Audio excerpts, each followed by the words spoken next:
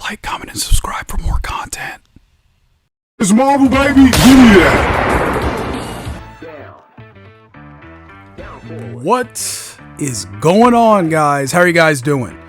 So, I haven't really had a chance to make a video about this, just to, to ramble about it. But the Marvel vs. Capcom Fighting Collection, it's been about a week since it was revealed, and this is basically taking the internet by storm. Like, if you've been on Twitter at all for the past week, like, this is all you've seen. Which, you know what? Well deserved, right? Marvel's back. Dude, it feels like this isn't even real. Am I right? Like, what timeline are we in to where Marvel vs. Capcom is back? Right? Not only is it back, but if you guys are on Twitter, the Marvel vs. Capcom Twitter account has been popping off, dude. Every day they've been, what is it every day? I don't know, dude. Every other day, we'll go with that. They've been releasing these tweets and they're blowing up and people are just celebrating, and like Capcom has clearly like noticed it. Even the Street Fighter devs and Street Fighter Twitter page, even they are talking about Marvel. Like, dude, it's insane. It's insane, dude. Before I ramble on about Marvel for too long, do me a favor, guys. If you guys like Capcom games, if you guys like Marvel games, if you guys just like games in general, leave a like, subscribe, do all that cool stuff. I would appreciate that. It would help me out a ton, actually. But now that that's out of the way, let's talk about this, right? Because the Capcom Fighting Game Collection, or the Marvel vs. Capcom Fighting Game Collection, excuse me. The Capcom Fighting Game Collection, that's something else. I'll talk about more later. But, this thing includes all kinds of games, including The Punisher, which is weird. That's not really a fighting game. It's like it's a beat 'em up game. Dude, what is going on? What is going on? Right? Like, the past, I don't know, dude, 10 years, Marvel, they've been on their MCU stuff, right? They don't want to tarnish the MCU, which is why Marvel vs. Capcom Infinite failed the way it did, because, Marvel, they had all the power in that situation, so they made all these decisions, which it shouldn't be like that, right? Marvel vs. Capcom is a series where Marvel and Capcom come together, as brothers in arms, and they make decisions together, right? But Marvel Infinite, it felt like Marvel was doing their own thing, and that's why it failed. It didn't hit, which I would argue Marvel vs. Capcom Infinite is not a bad game, right? It's like a 7 out of 10, a 7.5, maybe an 8 out of 10, right? But like, when you are the 7.5 out of 10, and the rest of your brothers are 10 out of 10 masterpieces, then yeah, you're the disappointment, right? Which is a shame, because like I said, Marvel Infinite is not that bad, it's a shame how things went down with it, right? By the way, go buy this game. I don't want to tell you guys what to do. You know me. I don't want to tell you guys what to do. But if you guys do not buy this Marvel vs. Capcom Fighting Collection, there will be consequences. Okay, I promise there will be consequences. So go out and buy it, please. Capcom, they like to do this every once in a while, which I hate that they do this. But they did this with Darkstalkers, like forever ago, 10 years ago, I think. They put out a Darkstalkers collection to test the waters, test the interest in this brand, and nobody bought it. I bought it twice, but the rest of you guys, I'm not blaming you guys, the rest of you guys didn't buy it, so now there's no more Darkstalkers games, which is unfortunate. It's crazy. The good news is, a couple years, how long ago was that? 2020, 2021? Capcom put out another Capcom Fighting Game Collection, right? And this one had Darkstalkers, it had Red Earth, it had all kinds of stuff. This one sold pretty well, right? This one sold pretty well, which is why they're making this Marvel vs. Capcom one as well, right?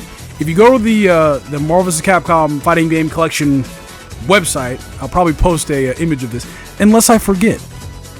At the bottom of the website, it says this is part of the Fighting Game Collection series, right? Which means that, like, this isn't the last one. They're doing more of these.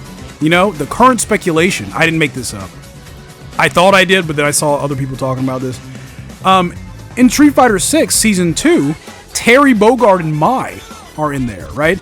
So the current speculation is that the next fighting game collection is going to be a Capcom vs. SNK one, right? And they're stoking the flames of a new Capcom vs. SNK game, right? Just like how this right here is stoking the flames of Marvel vs. Capcom 4. And I say that and you're like, dude, what? Yeah. Marvel vs. Capcom 4 is a possibility. Just close your eyes, let that sink in. That could happen. We're in the one timeline where Marvel 4 is a possibility. Isn't that nuts? Right?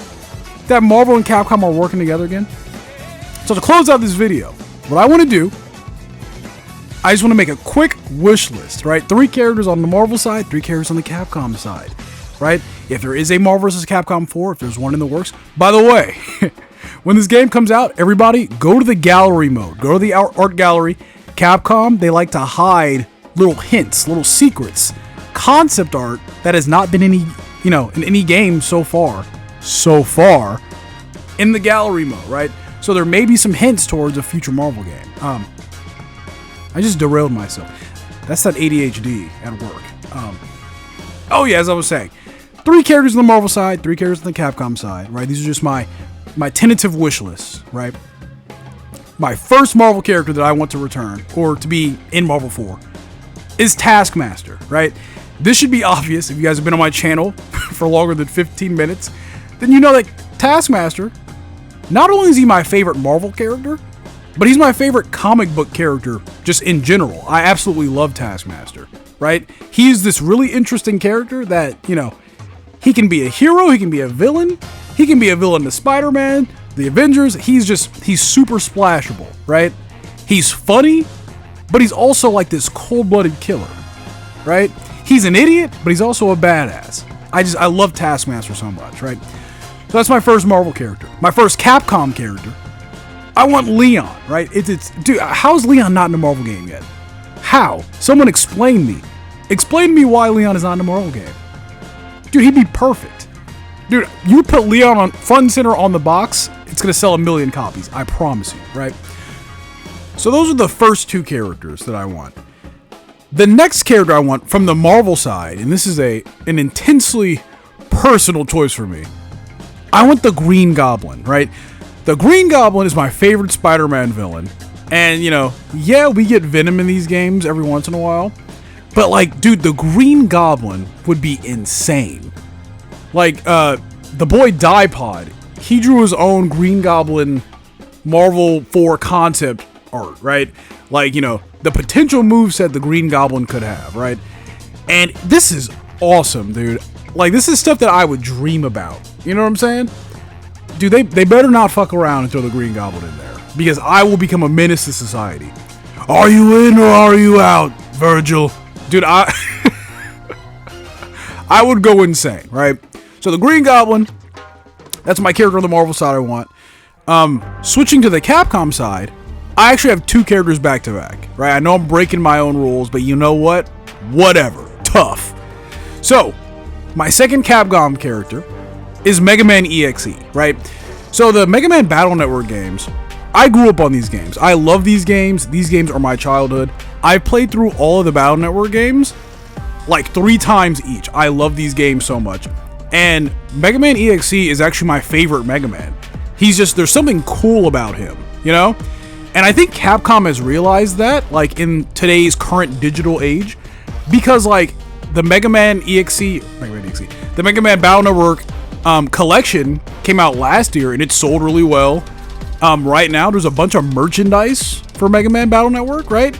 It's like Capcom, they really want to make me happy right now. And I appreciate that. So if we did get Mega Man EXE, to couple with him, I want Bass EXE as well, right? Because Bass, he's just the coolest character from those games, right? Proto Man is cool too, but Bass EXE, even people that don't like the Battle Network games, they look at the design of Bass and they're like, oh, dude, okay, that's a badass character right there, right? Bass is easily the most, like, he's the coolest. He has the story that spans all 6 of the Battle Network games, and it's really interesting and compelling, right? So Bass and Mega Man EXE, those are 2 characters on the Capcom side that I want. I'm just coupling them together because a little 2 for 1 right there. And then on the Marvel side, the last character I want on the Marvel side is Yondu, right? I don't know if Yondu's still relevant, right? He died, spoiler alert, in Guardians of the Galaxy 2, so a lot of people haven't been talking about him for a while. But he was like the breakout character of that movie. After that movie came out, everyone in the world loved Yondu, right? I'm sticking with it. I still love Yondu. I like that in the comics, they went and kind of retroactively, updated Yondu to, further match his movie version, right? Because in the comics, he's just this guy with a bow and arrow. He's like Hawkeye. But in the movies, he's this like space pirate who has this like arrow that he controls through whistling, right? He's just a better character in the movies, he's a badass, he's interesting, Yondu, he's another really personal character of mine. There was a point in time where I was obsessed with his character. I absolutely love Yondu. So that is the last Marvel character that I want specifically. An honorable mention, I'll take Killmonger as well. Okay, when Black Panther came out, I was obsessed with Killmonger. But switching back to the Capcom side, the final character I want from the Capcom side, I want a Darkstalkers character, right? Specifically, I want my favorite Darkstalkers character, who for some reason has yet to appear in a Marvel vs. Capcom game. And it's Pyron, right? Pyron, hold on to your butts, okay? Pyron is this like celestial alien.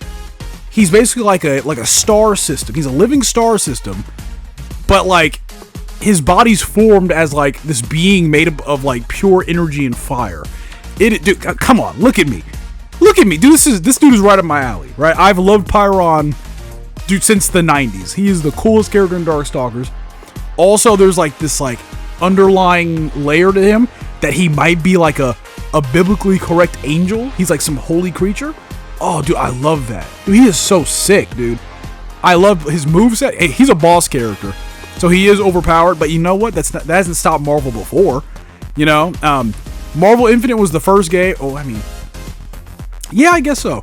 Marvel Infinite's the first game where Capcom showed that they're not afraid to step away from the waifus of Darkstalkers. They're willing to throw in Jeddah. You know what I mean? So I would love Pyron, right?